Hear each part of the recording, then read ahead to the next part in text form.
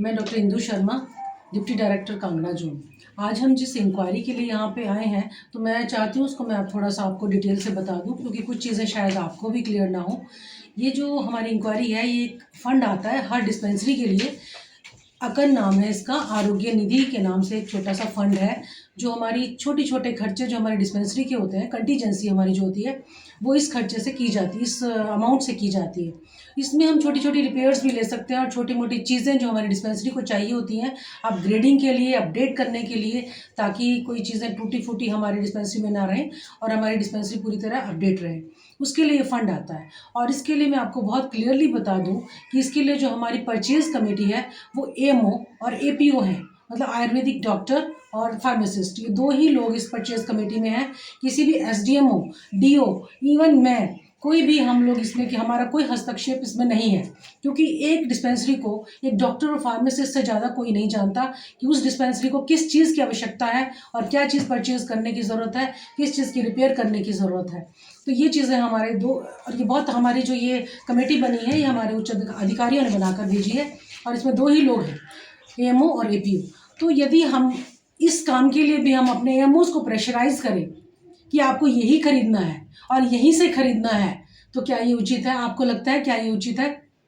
क्योंकि हम नहीं जानते, मैं भी नहीं जानती कि उस डिस्पेंसरी को क्या चीज़ चाहिए, क्या चीज़ टूटी हुई है, उनको क्या रिपेयर करना है, क्या पानी का, इलेक्ट्रिसिटी का, या कौन सी चीज़, उनका कोई शीशा टूटा है, कोई फर्नीचर टूटा है, हमें नहीं पता उस चीज़ के बारे में। तो वो एएमओ और एपीओ ज़्यादा बेहतर जानते हैं कि उनको किस चीज़ की आवश्यकता है। हम उनको प्रेशराइज़ करें कि आपको सभी को एक ही जैसी चीज़ें लेनी है और एक ही जगह से लेनी है, ये तो बिल्कुल गलत है। और यही यहाँ सब हुआ, जिसकी वजह से हमारे जो एएमओज़ है वो काफ़ी परेशान रहे, प्रेशर में रहे, मानसिक दबाव में रहे। और इन लोगों ने मुझसे वर्बली भी और डॉक्टर साहब को रिटर्न में भी, मुझे भी उसकी कॉपी आई है, और ये हमारे उच्च अधिकारियों तक भी पहुँची है कंप्लेंट, तो उस पर ये एक्शन किया गया। और ये जो अब हम इंक्वायरी कर रहे हैं, आज सिर्फ और सिर्फ इंक्वायरी है, लेकिन इंक्वायरी में एएमओज़ को बुलाना ज़रूरी था, क्योंकि शिकायत ही एएमओज़ की तरफ से थी। जब एएमओज़ हमारे दबाव में रहेंगे तो वो शिकायत तो करेंगे ही। तो इस थोड़ा सा आपको क्लियर हो गया होगा कि किस चीज़ की इंक्वायरी है और हम क्यों कर रहे हैं। इसमें हमारा भी कोई हस्तक्षेप नहीं था, और हमारे एएमओज़ ये सब चीज़ करने के लिए सक्षम है। और इस चीज़ को यदि प्रेशराइज़ किया गया, इन्होंने कंप्लेंट की और हम इंक्वायरी पर हैं। हमें एएमओ से पूछना है कि उनको किस तरह से उनको दबाव में रखा गया, क्या उनको कहा गया और क्यों कहा गया। मैम, ये हम इस विषय के एएमओस को यहाँ के आयुर्वेदिक आपके पीएमओ हैं, उनके द्वारा दबाव में लाया गया कि आप पर्टिकुलर जी यही कंप्लेंट है। एक्चुअली कंप्लेंट यही है। हाँ बिल्कुल, कंप्लेंट यही है। और मैंने वर्बली भी इस चीज़ के बारे में बात करने की कोशिश की है हमारे जो sub divisional Ayurvedic medical officer है, लेकिन उन्होंने मुझे भी सेटिस्फाई नहीं किया। मैं तो चाहती थी कि हम बैठ के कुछ चीज़ों को हल निकाल लें और उनको पूछें कि ये क्यों हुआ, लेकिन नहीं हल निकल पाया। तो यहाँ पे बुलाया गया था कि आपने? बिल्कुल बुलाया गया, लेकिन वो नहीं।